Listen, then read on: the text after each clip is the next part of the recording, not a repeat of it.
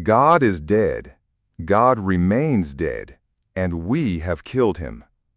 When Friedrich Nietzsche penned these words in the late 19th century, it was not with a celebratory cry of atheist triumph, but with the trembling voice of a prophet foreseeing a cataclysm.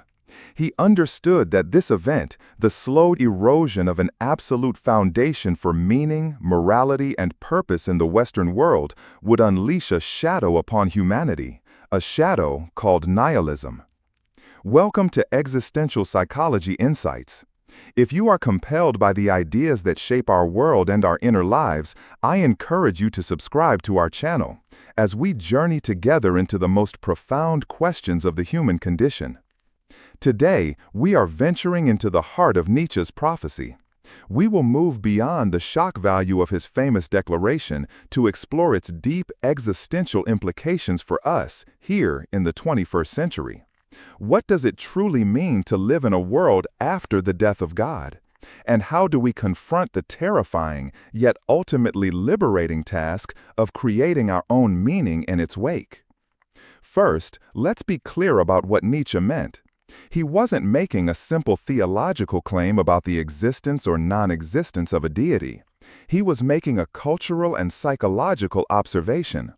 For centuries, the concept of God had served as the ultimate anchor, the unshakable foundation for Western civilization's sense of value, morality, purpose, and truth.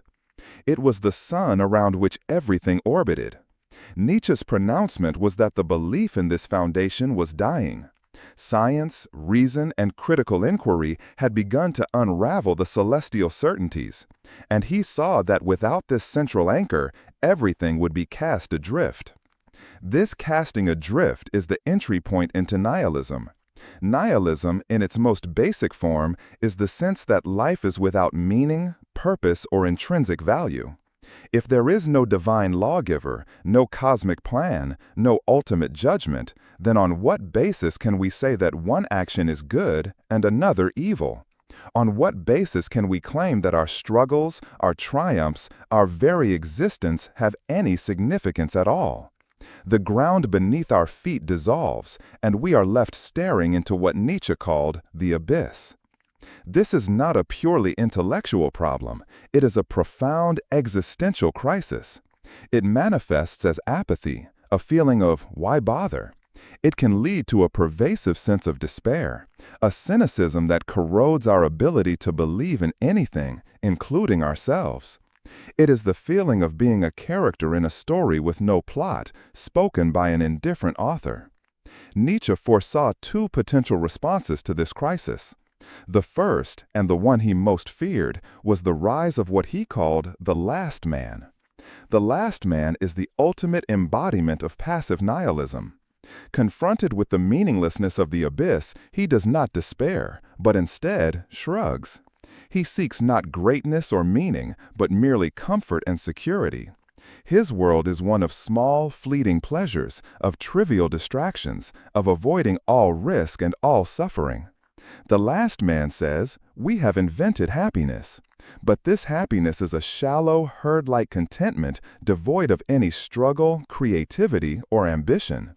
For Nietzsche, this was not a solution, but the ultimate degradation of human potential, a will to nothingness disguised as comfort. But Nietzsche saw another path, a more difficult but ultimately more noble response. This is the path of the Übermensch, or overman. This is often misunderstood as a call for a tyrannical ruler, but that is a gross misinterpretation. The Übermensch is an existential ideal. It represents the individual who, upon staring into the abyss of meaninglessness, does not succumb to despair or retreat into the comfort of the last man.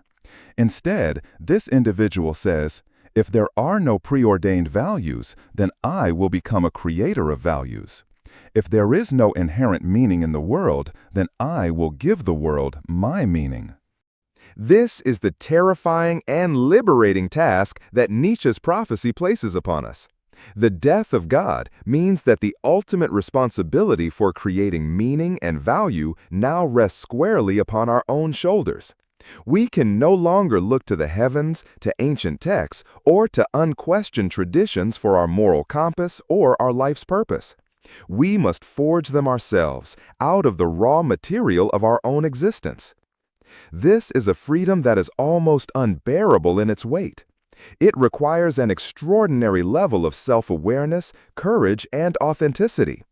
It means we must first deconstruct the old values we may have inherited unthinkingly, to take a hammer to them, as Nietzsche would say, and examine if they truly serve our own flourishing and the affirmation of life.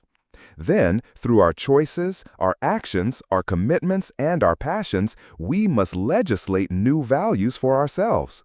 Our meaning is not discovered, it is willed into existence. How does one begin this monumental task? It starts with a radical act of life affirmation.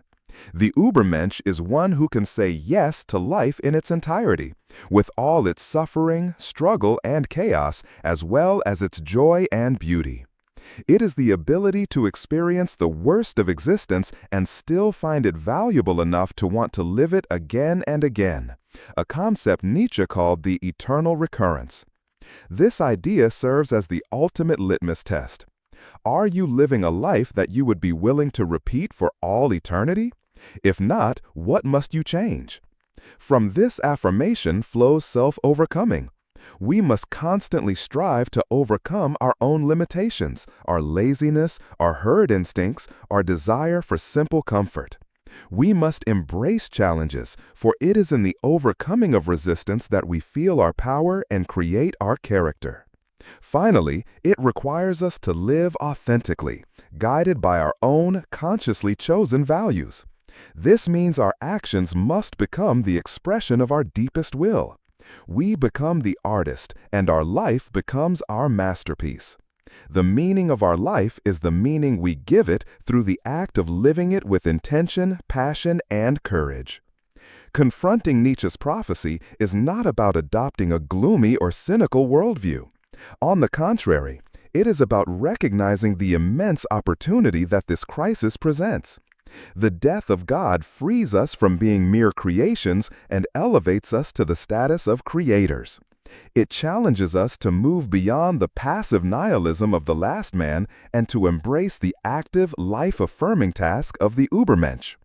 The void left by the absence of absolute meaning is not something to be feared and filled with trivial distractions. It is a canvas, vast and empty, upon which we have the terrifying, exhilarating, and ultimate human freedom to paint our own purpose.